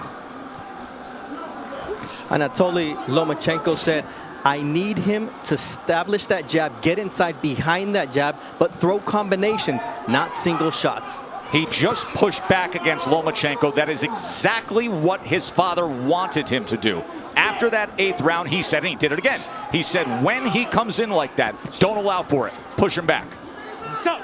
Watch your legs. Watch your legs. Let's go. Let's See, Loma's in range sometimes, and he won't let his shots go. He's got body shots, and he's got short uppercuts and right hooks, but he's not throwing the punches when he's in range. Why is that, Dre? Is it because of the danger that exists opposite him, knowing what could be coming back? That's exactly what it is. Trust me, if Loma felt like he was in control and he could take the power, he would throw more shots. He's not comfortable yet.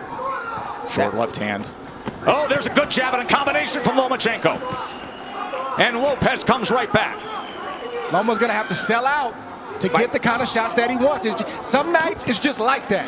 You got to back up your reputation, you got to back up your name, and you got to put yourself in harm's way to get the job done. And let me tell you something. If he has to sell out offensively, this is going to be an incredibly entertaining stretch run for the undisputed status. Tonight we're going to see what Lopez has inside tonight. Loma's going to test him. Lead left uppercut from Teofimo Lopez. Teofimo is not going to give way. He is looking to pull the trigger on these uppercuts. Lomachenko has to close the gap. He has to step in. And that is dangerous against a power puncher who, by the way, is showing very good boxing skill tonight. If you're Lopez, this is not the time to mentally go to sleep. He's got to stay alert. 3 punches touch him there from Loma. This is not the fight that most thought we would have. Most felt Teofimo Lopez's only chance was to have that dynamite in the right hand and be able to deliver it. They didn't think about this, the athleticism, the quickness, the boxing IQ. Looking for that right uppercut again.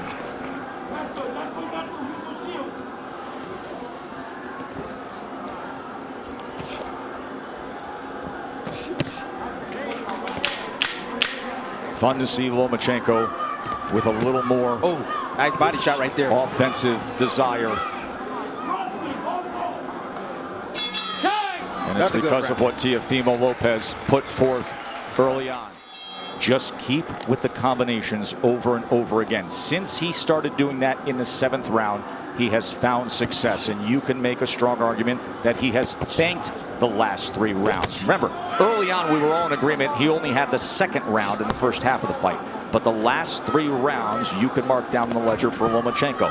Not that Lopez has tailed off. Lomachenko has had to come on. Round number 10. No, stop! No. You know, Joe, this is why you don't see a lot of unifications in the sport, or at least as many as we should, and a lot of undisputed championships, because it's hard. It's not easy. You're risking everything. You could get knocked out. You could get beat. You might get embarrassed. And oftentimes, guys don't want to risk all that. But give credit for these two, because during the Floyd Mayweather era, when it was about managing the business of boxing, this is about the boxing of boxing. Well done by both men for taking this fight. One area where Lopez is neglecting is the body of Lomachenko. I told you guys earlier, if you got a guy that's coming in being aggressive, you start hitting him down to the body, he's going to start protecting that rib cage.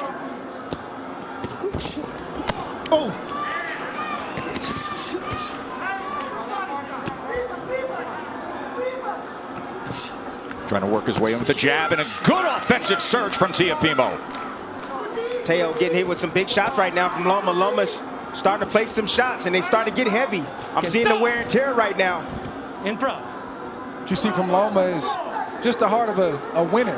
You see a guy who is not used to losing, and he's not going to lose easily. He's going to try to bite down what you see him doing right now to try to get his respect and win some more rounds. Not used to losing. A guy who goes 396-1 in his amateur career and wins 2 golds, and then becomes the fastest ever to be a 3-division champion. He lands the left hand on the face of Teofimo Lopez there. If you're Lopez, this is where you earn your money as well. You got to bite down and maintain the respect that you've earned in the earlier rounds. Can't give it up right now just because Loma decides he wants to come forward. That's what championship boxing is all about. That's right. Moments like this. How bad you want it. That's what it boils down to. You can see he belongs in the ring with Lomachenko. He's doing very well. But now he got to bite down on that mouthpiece. He's got to close it. And close the show. Left hand right to the midsection. Right hand to the body from Teofimo. Both guys trading. Both guys willing to get there. Loma gets into the pocket. Fires off a combination. Poor discipline by Lopez. You know, he keeps his hands real low. He can easily block those shots if he brings his hands up.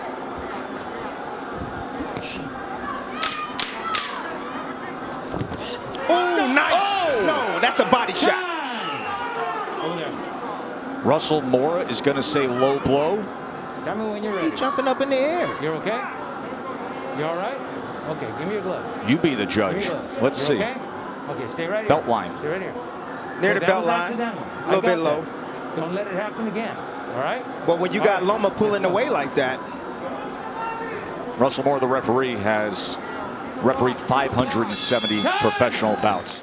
But you could make the same argument for the back half of this fight as we arrive at the championship rounds. 6 minutes to decide it. So, Dre, your scorecard reads exactly the way that I just described it. It's now 5 rounds apiece, according to Andre Ward. Of course, what matters is what is said with Tim Cheatham, Julie Letterman, and Steve Weisfeld, the 3 judges here. Everything is riding on these next 2 rounds for both fighters. Yes. Watch your head, both of you. And as you can see, the experience of Lomachenko is now starting to pay good dividends. He's been here before. Lopez don't know. Look at these exchanges here in round number 11. You think they want it? Let go. Will they step to each other again? Loma gets right to him. Lopez, of course, can fire off that right hand that can change anything at any moment. Loma can't forget the body. When Lopez is on the ropes like that, the midsection is wide open. Lopez is exhausted right now. Loma stepping on that gas, and you can see he's landing those straight punches. He said, I want to take him to the deep water where he hasn't been. I want to drown him there. These are the championship rounds where the veteran does that. And body shot hurt Lopez right there. You see him holding on, trying to get himself together. You can see more pronounced swelling around the eye of Lopez as well. Look at Lomachenko right into him immediately. Closing that gap, a short left hand and overhand right as well. And then an up jab.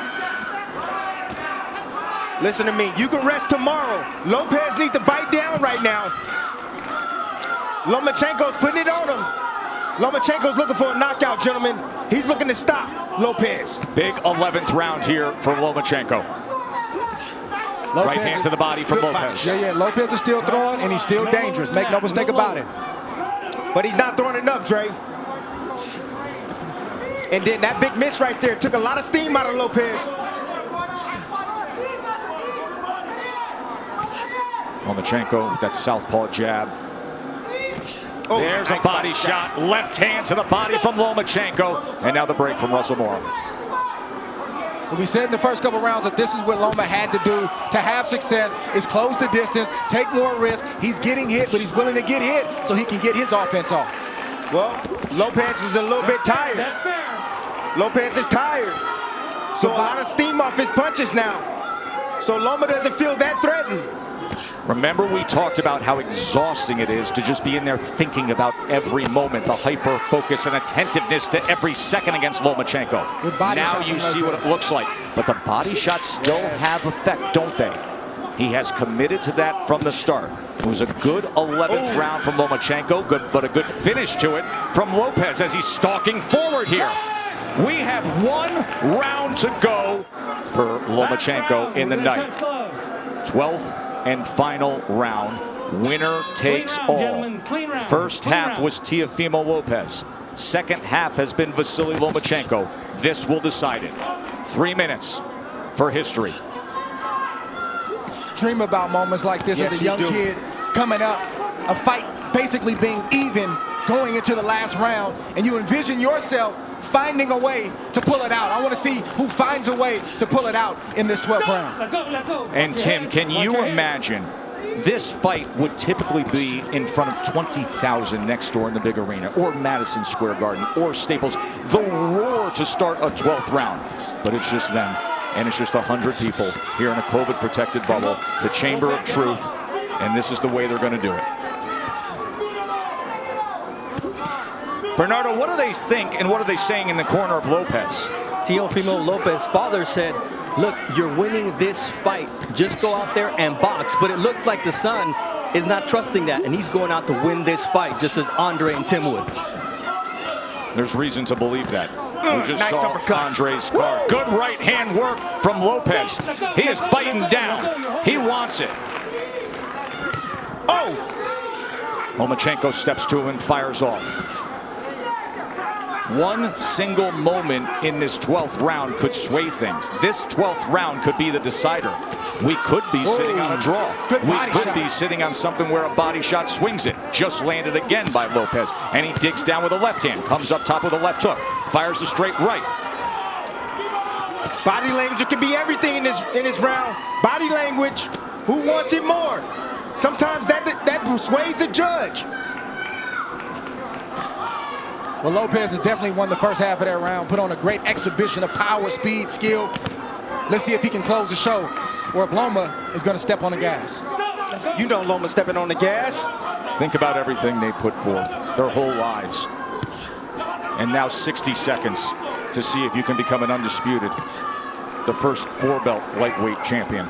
It boils down to these moments right here. Stop. Let go. Right hand tried to time it. Oh, left hand comes in. Oh, and Lopez with success here. He hurt him. Teofimo Lopez. Best punch of the back half of the fight right there. Oh, he's got him hurt. Look at this. Teofimo Lopez on the go against Lomachenko.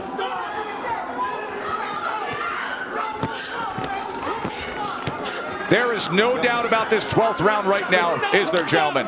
The young man wants it. Over there. What is he doing? What is he? Come here, Doc.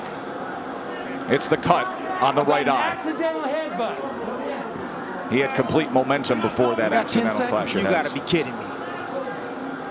Listen, 10 seconds considering what he did in this 12th round. Just coasted and it's banked for Teofimo.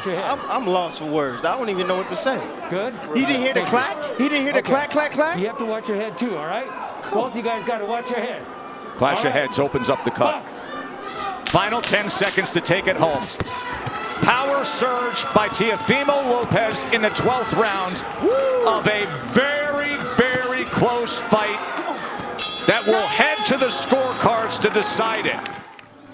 Ladies and gentlemen, here inside MGM Grand, after 12 rounds, we go to the judges' scorecards for the official decision.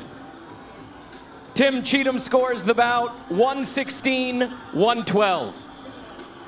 Julie Letterman scores the belt 119-109. Steve Weisfeld scores the bout 117-111. For your winner by unanimous decision. And now, the undisputed lightweight champion of the world, the Takeover, Teofimo Lopez! A star is born tonight. Teofimo Lopez just beat Vasily Lomachenko. Backflip. This is the fight game. He's a good fighter. He's been talking a whole lot of smack about me for a couple of years. You know, you got to be careful what you wish for. Put him in front of me and I'll beat him. Hey, like I say, man, I want the best and I fight the best all the time. Josh Taylor